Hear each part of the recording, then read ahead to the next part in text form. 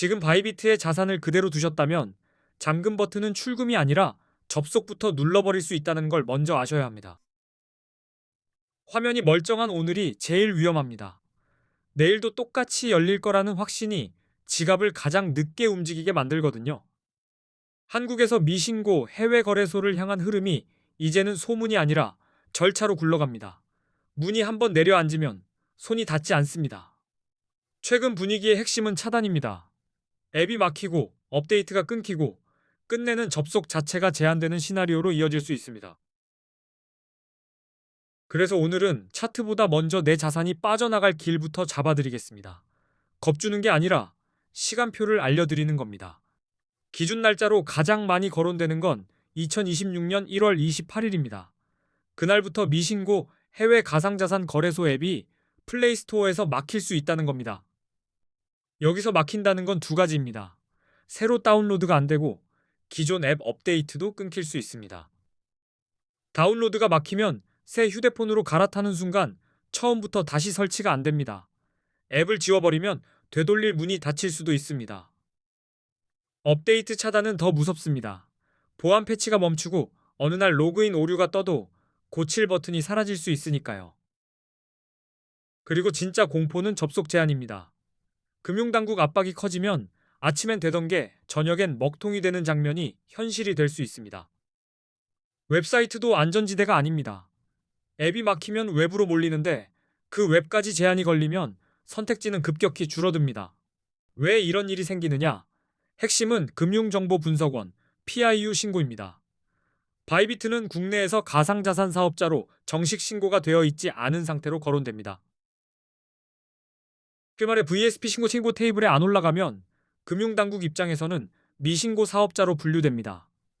그리고 그 순간부터 제재의 대상이 됩니다. 구글도 그 요청을 받는 쪽입니다. 한국 금융당국의 요청에 따라 미신고 해외 거래소 앱을 플레이스토어에서 퇴출시키는 방향이 잡혔다는 얘기가 나옵니다.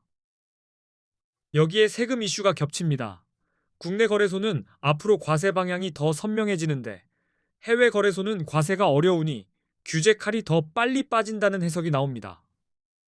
그럼 이용자는 어떻게 해야 하느냐? 현실적으로는 우회와 이동 두 갈래가 있습니다.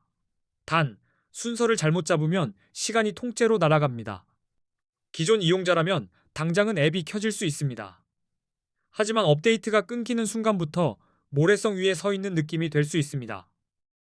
신규 이용자는 더 막막합니다.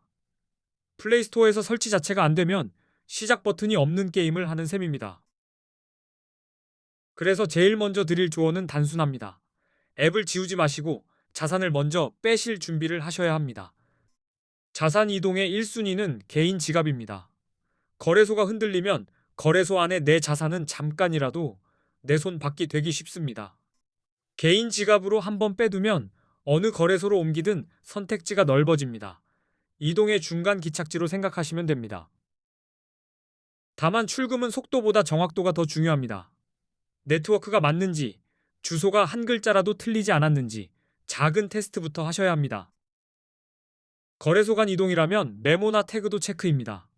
보내는 쪽과 받는 쪽의 표기가 다르면 돈이 도착했는데도 미도착처럼 보이는 일이 생깁니다. 두 번째 선택지는 다른 해외 거래소로 바로 이동입니다.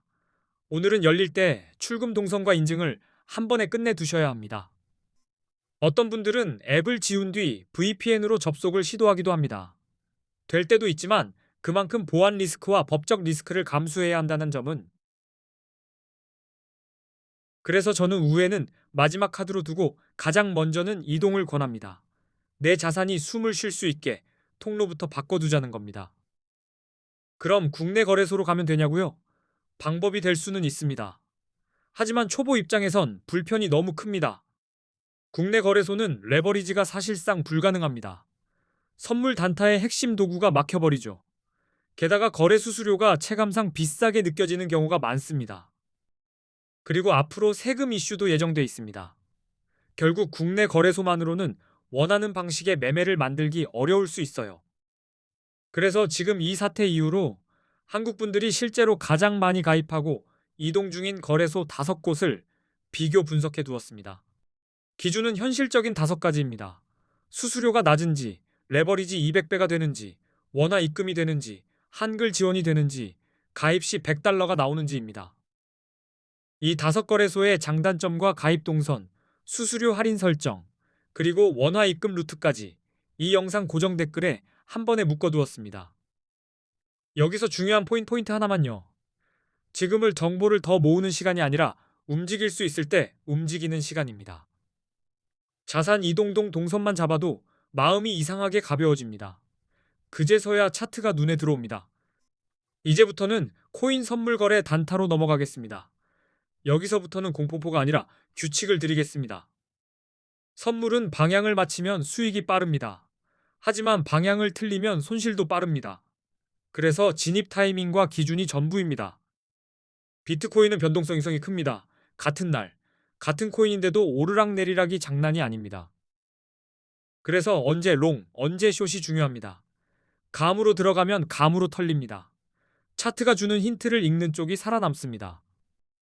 먼저 개념부터 아주 짧게 정리하겠습니다. 롱은 오를 거라 보고 들어가는 방향, 숏은 내릴 거라 보고 들어가는 방향입니다. 롱 포지션은 가격 상승에 베팅하는 쪽입니다. 비트코인이 오를 거라 예상하면 매수 쪽에 서는 겁니다. 숏 포지션은 가격 하락에 베팅하는 쪽입니다. 떨어질 거라 예상하면 매도 쪽에 서는 겁니다. 이제부터는 언제 들어가느냐입니다. 여기서 가장 먼저 보는 건 뉴스가 아니라 추세입니다. 상승 추세가 강하게 보이면 롱이 유리해집니다. 고점이 점점 높아지고 저점도 같이 올라가는 흐름은 시장이 위를 보고 있다는 뜻입니다. 이런 구간에서는 되돌림이 나와도 다시 고점을 뚫으려는 힘이 생깁니다. 롱은 이 힘을 타는 쪽입니다. 이동평균선 신호도 도움이 됩니다.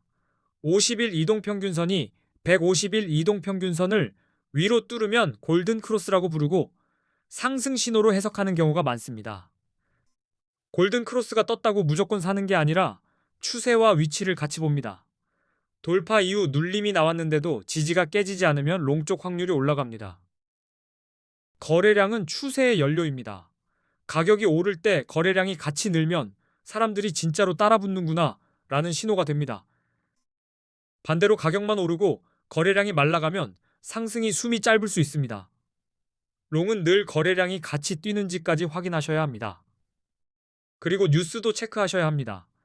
규제 완화, 기관 자금 유입, ETF 승인 같은 호재는 가격을 밀어올리는 재료가 될 수 있습니다.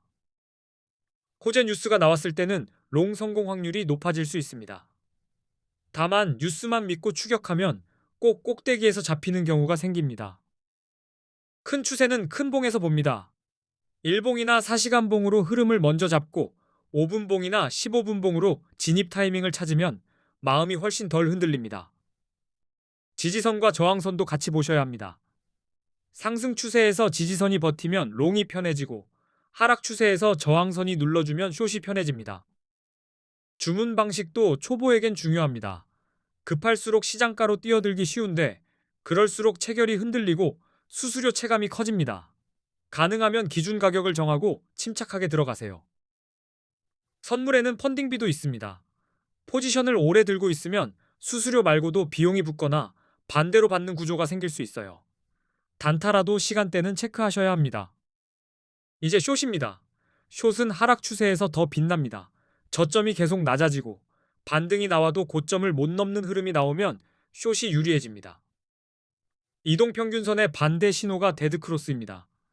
50일 이동평균선이 150일 이동평균선 아래로 내려가면 하락 신호로 해석하는 경우가 많습니다.